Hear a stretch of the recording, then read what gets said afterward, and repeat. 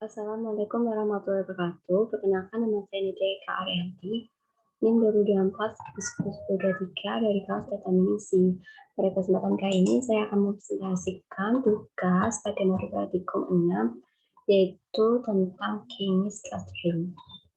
Tugasnya yaitu mencakup lakukan menjelaskan clustering pada dataset mall customer.csv dengan ketentuan dan langkah-langkah sebagai berikut, yaitu ada 3 proses, yaitu data processing, data modeling data nanti, dan nanti ada optional tugas. Langsung saja pada kode programnya. Sebelumnya, letakkan terlebih dahulu file .csv-nya dalam satu folder dengan kode programnya. Selanjutnya, kita sebelum melakukan data processing, kemudian clustering dan modeling, kita itu import library yang dibutuhkan, yaitu saya import di sini ada pandas untuk manipulasi data, kemudian ada import dplot, Matplotlib, dan Gboards itu untuk visualisasi data, kemudian import combination itu untuk kombinasi seperti yang pada soal ini untuk kombinasi. Selanjutnya import min-max dan label encoder ini nanti untuk normalisasi, dan import PCA dan import algoritma K-means. Langsung saja pada yang pertama, yaitu data processing. Langkah pertama, load dataset dan buang fitur yang tidak dibutuhkan serta rapikan dataset. Untuk load data menggunakan metode pada pandas, yaitu .csv, kemudian untuk menampilkan dengan metode head, yaitu untuk menampilkan 5 data teratas. Output dari load data mall customer.csv. Di sini ada beberapa fitur, yaitu ada column ID, gender, age, annual income, dan spending score.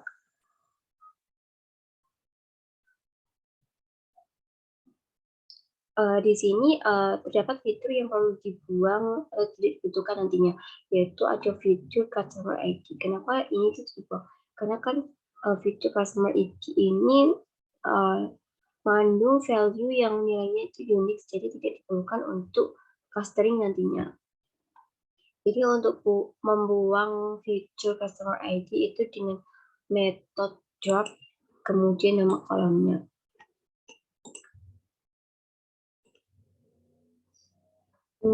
Jika dirun, apakah sudah terdapat atau belum, itu dengan data frame yaitu customer ID di data frame sudah dihilangkan. Selanjutnya, cek tipe data pada masing-masing fitur, encode dan encoding bila diperlukan. Nah, untuk cek tipe data bisa menggunakan metode .info. Nanti jika dirun, outputnya seperti ini. Genre itu memiliki tipe data objek, dan tiga fitur lainnya memiliki tipe data integer. Inkonsistensi tipe data itu kan bisa dikenali dengan tipe datanya itu objek. Jadi tipe data dari genre itu perlu diubah dengan encoding. Nah, untuk mengubahnya terlebih dahulu copy data frame-nya dan tampung dalam variabel encoder slicing slice data frame, kemudian memanggil metode label encoder, kemudian dilakukan update datanya dengan .fit transform, kemudian return value dari update ini akan dikembalikan pada kolom genre pada encoded data frame. Apabila di run, outputnya genre yang sebelumnya itu value-nya male dan female, di sini value-nya sudah berubah menjadi rentan 1 dan 0. Selanjutnya cek data null dan data duplicate. Sebelumnya saya ada hasil data frame dari encoder data frame, saya ubah jadi sama dengan data frame. Kemudian cek data nullnya dengan dot is null dan dot sum itu untuk mengetahui jumlahnya. Dan di file ini tidak ada data yang null. Selanjutnya untuk cek data duplikat sama, yaitu caranya dengan dot duplikat dot sum, itu duplikat untuk mengetahui data duplikat dan sum itu untuk mengetahui jumlah data yang duplikat. Tapi lagian outputnya tidak ada duplikat di file CSV ini. Langkah keempat yaitu handling missing value dan handling duplicate. Kan karena tidak ada nilai yang nol dan data yang duplikat, jadi langkah keempat bisa dilewati. Selanjutnya langkah yang kelima yaitu cek data outlier dengan visualisasikan data block. Visualisasikan dalam block box pada masing-masing fitur. Di sini atur terlebih dahulu ukuran sequence-nya, kemudian panggil metode blockspot dengan datanya itu data frame, kemudian untuk menampilkan itu dengan photo zone. Output-nya seperti ini. Di sini ada data yang outlier pada kolom annual income, jadi perlu handling data outlier. Langkah keempat yaitu handling outlier jika diperlukan. Handling outlier ini saya menggunakan formula IVR, yaitu atau disebut dengan interquartile range. Sebelumnya nilai pada kolom annual income itu ditampung pada variabel kolom. Kemudian hitung nilai V1 dan V3. V1 itu kuantil sebesar 0,25 dan V3 itu kuantil sebesar 0,75 dan formula IVR itu V3 dikurangi 1. Kemudian untuk update datanya itu copy datanya terlebih dahulu, copy data frame-nya terlebih dahulu dan tampilkan dalam data frame.clean. Kemudian di sini dilakukan seleksi nilai untuk menghapus nilai yang outlier ini.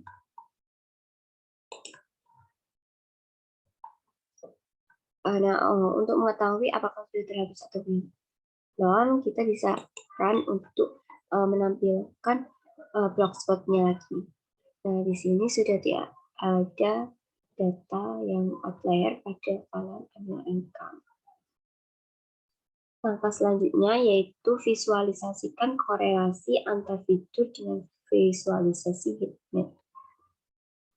Di sini untuk memvisualisasikan korelasi bisa menggunakan sequence.heatmap, itu visualisasinya itu bentuknya heatmap. Kemudian untuk korelasinya itu bisa dengan metode .core. Apabila diran outputnya itu seperti ini. Jadi bisa dilihat dari visualisasi ini, jika nilainya itu semakin jauh dari angka 0, maka korelasinya itu semakin tinggi. Nah, jika jauh dari angka 0, maka korelasinya semakin tinggi. Selanjutnya, langkah yang ke-8 yaitu normalisasikan data menggunakan normalisasi tertentu, bisa dengan standar atau min-max. Di sini saya menggunakan normalisasi min-max. Sebelumnya copy terlebih dahulu data frame yang sudah dibersihkan tadi dan ditampung pada variabel normalis data frame. Kemudian panggil algoritma min-max, scalars, Kemudian tampung fitur atau kolom, nama kolom yang ada pada normalized data frame pada variabel fitur. Kemudian di sini dilakukan update nilai kolom dengan fitur transform, kemudian value-nya dikembalikan pada nilai fitur pada kolom fiturnya. Kemudian ini kan generate kan tipenya tidak mungkin bentuknya itu desimal. Jadi untuk generate kolom generate itu tidak perlu dinormalisasi. Jadi tipenya itu tetap integer,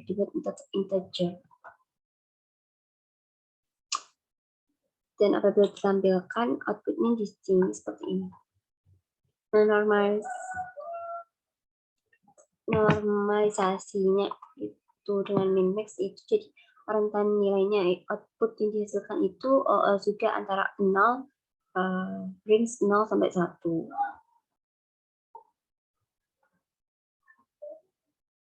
Selanjutnya langkah yang ke-9 yaitu tampilkan scatter plot sebelum clustering dengan kombinasi 4 atribut. Untuk kombinasi dengan metode combination yaitu kombinasi 2 kolom.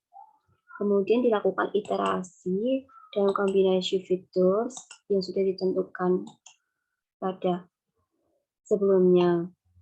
Kemudian plot scatternya itu dengan nilai indeks ke-0 kombinasi dan indeks ke-1 kombinasi. Untuk X label itu indeks ke-0 kombinasi fitur dan indeks ke-1 di labelnya itu indeks ke-1 kombinasi fitur. Untuk menampilkannya menggunakan Photoshop.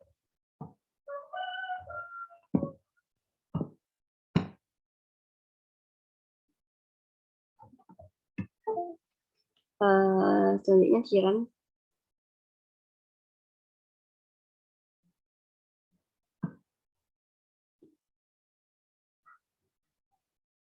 Outputnya seperti ini, yaitu ada kombinasi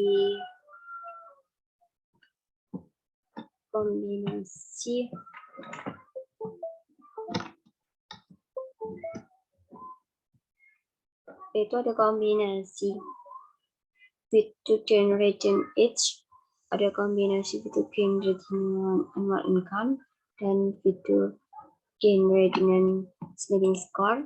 Kemudian ada fitur generate dengan fitur age dengan annual income, ada fitur age dengan spending score, ada fitur annual income dengan spending score.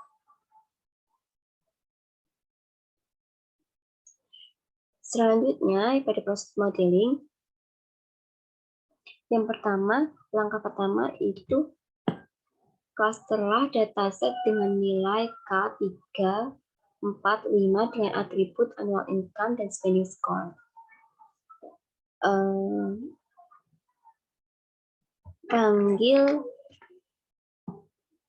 Panggil algoritma metode dengan k-means ditampung dalam variabel cluster model.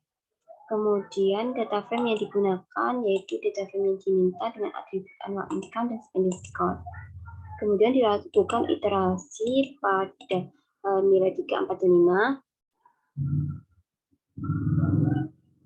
Kemudian setelah iterasi nanti akan diatur jumlah clusternya dengan cluster model.addCluster. Selanjutnya untuk melatih algoritmanya itu dengan .fit predict. Nanti hasil prediksinya akan ditampung pada variabel predict.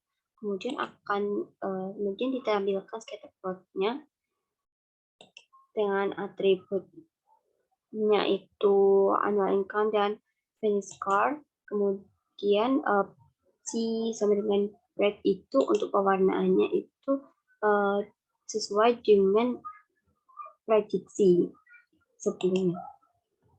Selanjutnya cluster yang kedua itu cluster centroid dengan properti itu ada cluster center, seluruh baris pada indeks ke 0, kemudian untuk nilai y-nya itu seluruh baris indeks 1. Markernya bentuknya O dengan ukuran 150 dan warnanya itu merah. Kemudian untuk menampilkan plot.zoom. Nah, outputnya seperti ini. Ini 3 klaster, ini 4 klaster, dan ini 5 klaster. Kemudian langkah ke ini kan 11, berarti ini langkah ke 12, tentukan manakah kata terbaik jika dianalisis secara visual. Jika dianalisis secara visual dari 3 klaster ini, ya, klaster pertama itu 3 klaster. Terlihat 3 klaster sentroid yang ungu di daerah ungu ini lebih dekat berdekatan dengan sentroid daerah kuning maupun hijau, padahal kan untuk paling pojok ungu itu jaraknya masih jauh, jadi klaster yang ketiga ini kurang optimal. Klaster keempat juga begitu. Klaster 4 juga begitu, yaitu sentroid ini itu lebih berdekatan dengan klaster lain, sedangkan pada klasternya sendiri yang ungu di paling pojok ini itu masih berjauhan. Untuk klaster 5 itu sudah lebih baik dari klaster 3 dan klaster 4. Jadi klaster terbaik yaitu klaster 5. Kemudian tugas yang opsional yaitu pertama lakukan implementasi algo method untuk mendeteksi kata terbaik. Untuk mendeteksi kata terbaik, pertama variabel inersia itu bentuknya list untuk menampung nilai inersianya nanti, kemudian manggil algoritma get-miss, kemudian lakukan iterasi range 1 sampai 10, kemudian akan untuk mengatur jumlah klasternya, yaitu dengan cluster dot model and cluster sebanyak K. Kemudian untuk melatih modelnya itu dengan fit, kemudian nilai inersia akan di-apply dalam variabel inersia. Kemudian untuk menampilkan sequence-nya itu ukuran 12,10, scatter plot-nya itu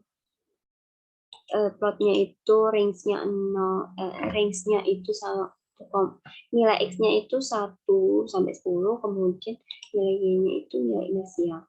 Kemudian X labelnya itu jumlah cluster untuk menampilkan plot.zoom. Dan outputnya seperti ini. Dapat dilihat bahwa semakin rendah nilai inersia, itu semakin bagus. Namun yang inersinya yang rendah ini kan jumlah clusternya banyak, namun kan jumlah clusternya banyak itu dalam dunia real itu tidak memungkinkan. Jadi secara jika dilihat cluster terbaik itu cluster yang memiliki inersia penurunannya itu signifikan. Jika dilihat di sini itu 4/5 itu penurunannya signifikan. Jadi cluster terbaik itu ada pada 4 cluster.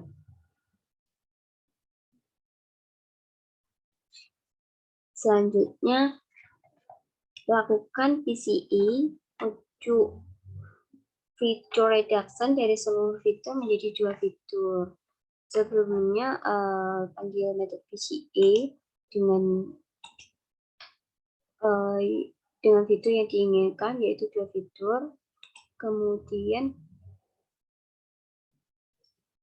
data frame PCA itu ini kan bentuknya itu array, jadi diubah kepada data frame dengan data frame. Kemudian jika ditampilkan outputnya seperti ini, yaitu sudah ada 2 fitur, yaitu dengan nama kolom 0 dan 1.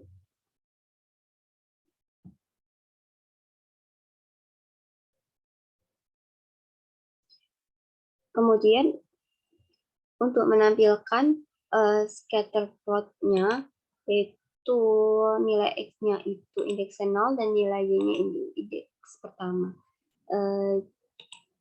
Jika di run, outputnya seperti ini.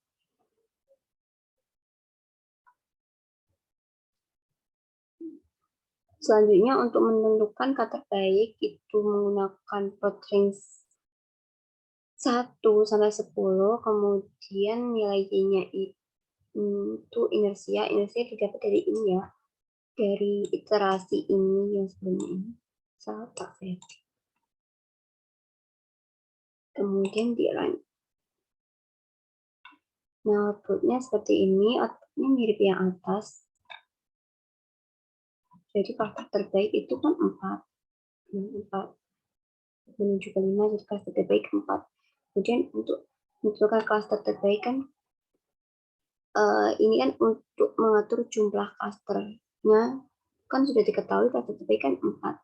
Jadi untuk mengatur klaster terbaik, jumlah klasternya itu dengan cluster mode cluster jumlahnya 4 sesuai yang kata terbaik ini. Kemudian latih modelnya yaitu dengan predict, nanti output value-nya akan ditampung pada variable prediction. Kemudian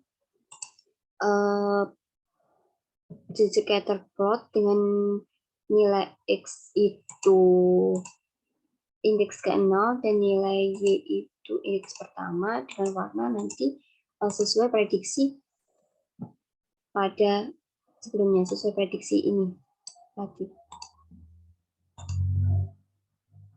Nah, outputnya seperti ini, ada 4 cluster, yaitu cluster pertama, cluster kedua, cluster ketiga, dan cluster 4. Selanjutnya, langkah kolom 16, lakukan visualisasi 3 dimensi scatter plot setelah clustering. Ini kan tadi diminta 2, sedangkan yang ini diminta 3, jadi tinggal memanggil metode BCA dengan nilai 3. Kemudian dirubah dalam data frame-nya. Kemudian memanggil metode algoritma K-means. Kemudian atur jumlah clusternya itu 4.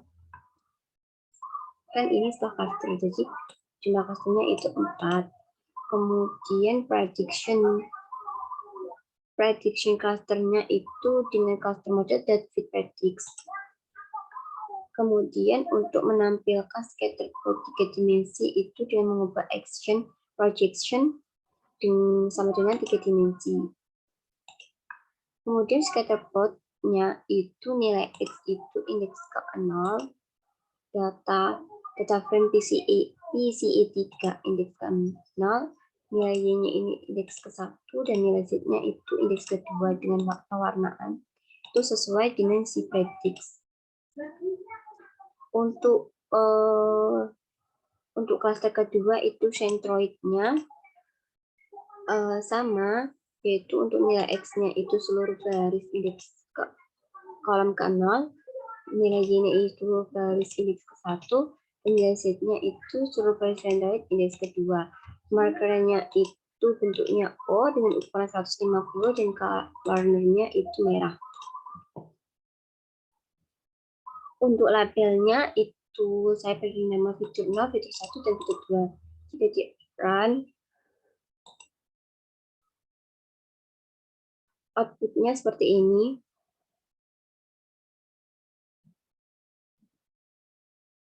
Jadi ada warna hijau, ungu, biru, kuning, seperti yang tadi.